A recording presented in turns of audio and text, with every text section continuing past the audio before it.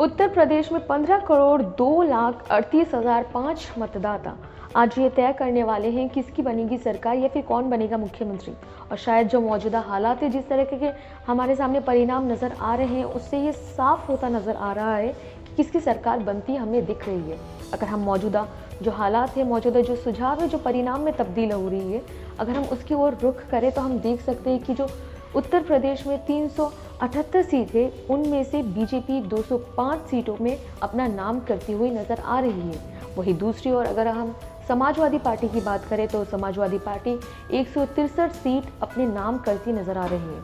वहीं अन्य जो पार्टी है वो 3 सीटें, कांग्रेस 2 सीटें और बीएसपी 5 सीटों में अपना नाम करती नजर आ रही है।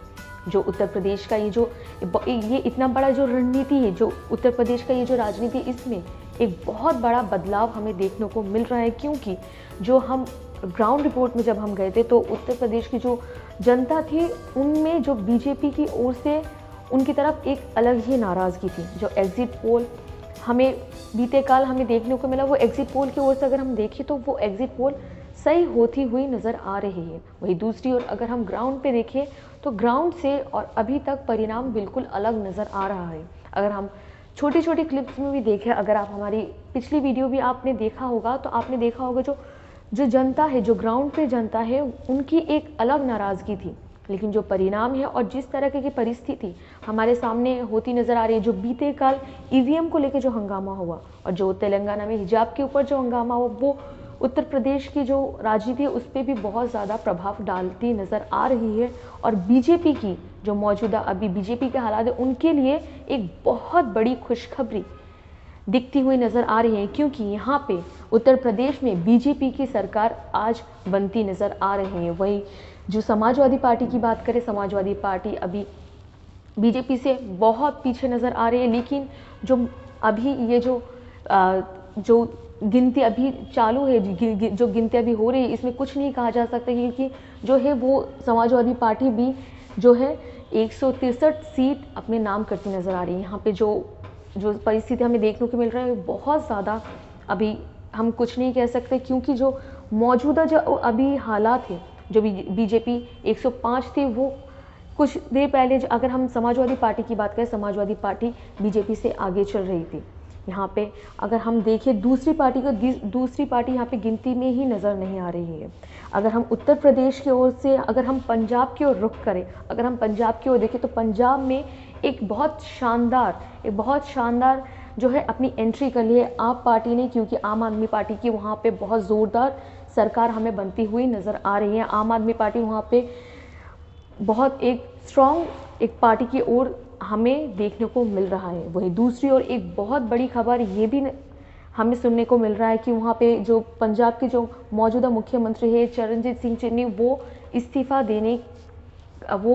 दे सकते हैं। सुनने को ये मिला है कि जो चरणजीत सिंह चन्नी है वो अपने जो प्रदर्शन है उससे जो है निराश होकर ये इस्तीफ़ा देने का सोच रहे हैं। अगर हम दूसरे राज्यों की तरफ रुख करें तो कहते हैं जो छोटे छोटे राज्य हैं वो राजनीति में एक बहुत बड़ा प्रभाव डाल सकता है।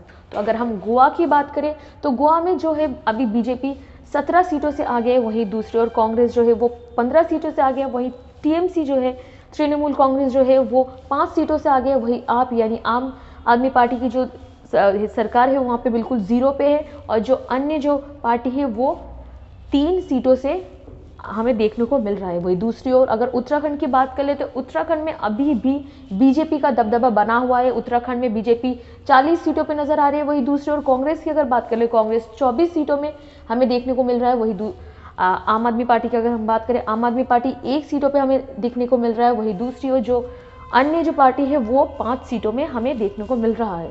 वही दूसरी ओर जो लास्ट सबसे जो 5वां जो राज्य है, जो मणिपुर की अगर हम बात करें, अगर मणिपुर की बात करें तो बीजेपी 26 सीटों में हमें देखने को मिल रहा है। वही दूसरी ओर कांग्रेस की अगर बात कर ले, कांग्रेस जो है हमें 9 सीटों में देखने को मिल रहा है। जो है अन्य जो पार्टी है वो बहुमत से 25 सीटों में हमें देखने को मिल रहा है।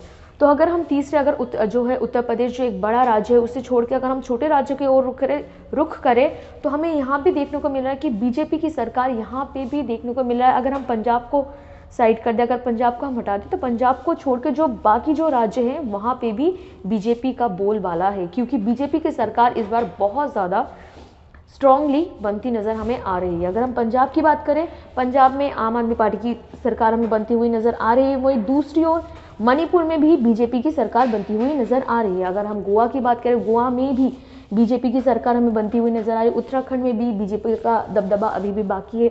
तो उत्तराखंड और गोवा और मणिपुर और उत्तर प्रदेश, इन 4 राज्यों में बीजेपी की सरकार हमें बनती अभी नज़र आ रही है।